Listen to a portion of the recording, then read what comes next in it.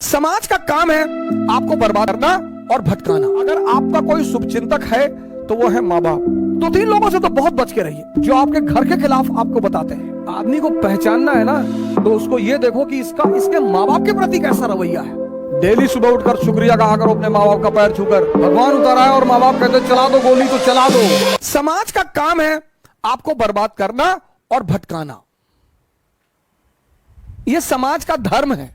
उस समाज में अगर कोई आपको बनाने वाला मिल जाए मां बाप के अतिरिक्त, तो आप बहुत भाग्यशाली हैं। इस दुनिया में अगर आपका कोई शुभचिंतक है तो वो है मां बाप, सबके साथ। लेकिन होता क्या है, वो कठोर होते हैं हमारे प्रति। जो भी शुभचिंतक होगा वो कठोर होगा, जिसको शोषण करना होगा वो मृदु होगा। जैसे पड़ोस की आंटी, उनको कोई काम है, और बेटा बबलू कैसे हो बेटा, दिखाई नहीं पड़े, बेटा हमारा आटा लिया देते चक्की से, लो। अब मां इस तरह से नहीं बोलेगी, मां कहेगी बदतमीज कहां मरा हुआ था। तो अब हम ह्यूमन नेचर है हमारा, तो हमें मां बाप बड़े बुरे लगते हैं। लेकिन सूत्र यही है सर, जो भी आपके प्रति कठोर है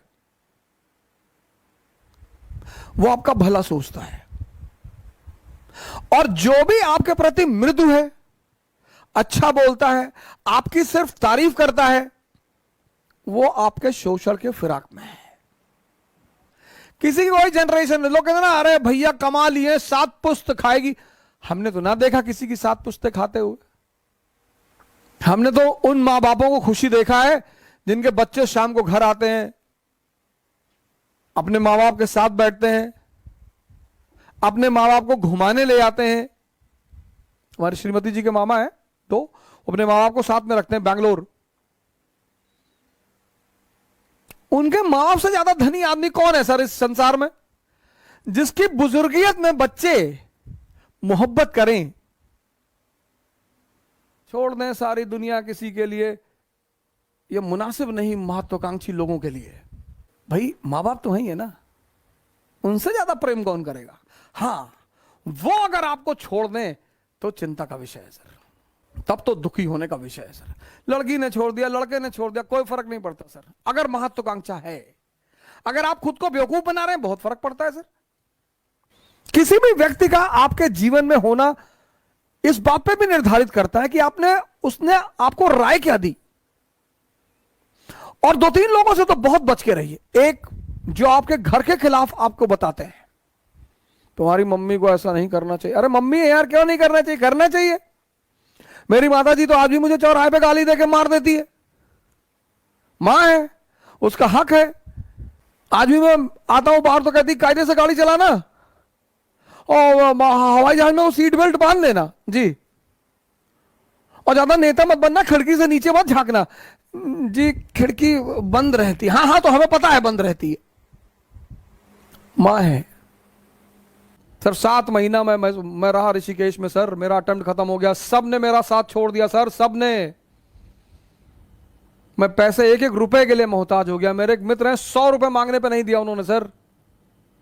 लेकिन मेरे पिताजी आते थे ऋषिकेश, मुझे पैसा देते थे। मैं उनसे कहता था मैं अब कुछ करूंगा नहीं, मैं पैसा कमाऊंगा, तुम्हारी बुढ़ापे की गारंटी बनूंगा, मैं कुछ नहीं करूंगा। तो बोले यार हम तुमसे कुछ कहते हैं, लेकिन जब तक मैं जिंदा हूं तब तक मैं आकर तुमको पैसा देता रहूंगा। और सर 7 महीने आते रहे वो ऋषिकेश, और मुझे पैसा देते रहे सर। और कभी कभी तो लोगों को भेजते थे मुझसे मिलने के लिए कि जाओ ऐसे कह देना घूमने आए थे, कुछ पैसा दे आना। ये होते हैं माँ बाप। और आज मैं जहां भी हूं, सबसे अहम भूमिका उनकी है सर। श्री माता प्रसाद ओझा पोस्ट ऑफिस में पोस्ट मास्टर रहे, पोस्ट मास्टर से रिटायर हुए वो। और मैं जहां भी हूं सर, जहां भी, वो उन्हीं की देन है। मतलब पहली जो नींव रखी है वो उन्होंने ही रखी है। हमारा प्रिंसिपल परेशान रहता था कि यार तुम्हारा बाप तुमको कुछ कहते ही नहीं थे सर। प्रिंसिपल के सामने डांट देते थे। जैसे अगर कोई बात होती थी, बुलाते थे प्रिंसिपल, तो उनके सामने डांट देते थे, बदतमीजी करते हो स्कूल में, ना लायक कहेंगे, भागो यहां से। फिर कहते थे लड़का ऐसा, फिर बाहर निकल के हमसे कहते थे कि पागल है तुम्हारा प्रिंसिपल। तो एक बार क्या हुआ कि फादर प्रिंसिपल ने कहा कि यार इसके बाप को इतनी हम शिकायत करते हैं, ये सुधरता ही नहीं। तो लोगों ने कहा सर आप गलत आदमी को शिकायत करते हो, आप इसकी मां को बुलाओ सर। तो उन्होंने हमारी मां को बुलाया, माता जी ने ऑफिस में ही मारना शुरू कर दिया।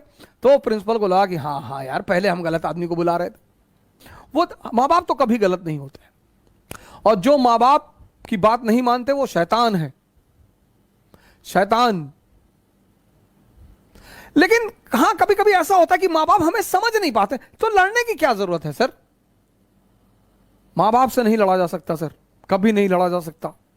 मां बाप से तो कभी लड़ा ही नहीं जा सकता सर, कभी नहीं। कुछ भी हो जाए, भगवान उतर आए और मां बाप कहते चला दो गोली तो चला दो, फिर इफ एंड बट की जरूरत ही नहीं। यह स्थिति है मां बाप की। आदमी को पहचानना है ना, तो उसको यह देखो कि इसके मां बाप के प्रति कैसा रवैया है। अगर वो अपने मां बाप को भगवान मानता है तो आपके प्रति ईमानदार रहेगा सर, हमेशा। हां, लेकिन कभी कभी ऐसा भी होता है, यह भी मैं मानता हूं कि कभी कभी मां बाप भी हमको समझ नहीं पाते हैं, तो कोई बड़ी बात नहीं है सर, उसमें झगड़ा करने का, उनसे बगावत करने की कोई जरूरत नहीं है। जो भी आपके ऊपर खर्चा करेगा वो उसकी कीमत वसूल करेगा, मां बाप के अलावा। क्यों परेशान कर रहे हो मां बाप को अपने? क्यों कर रहे हो परेशान?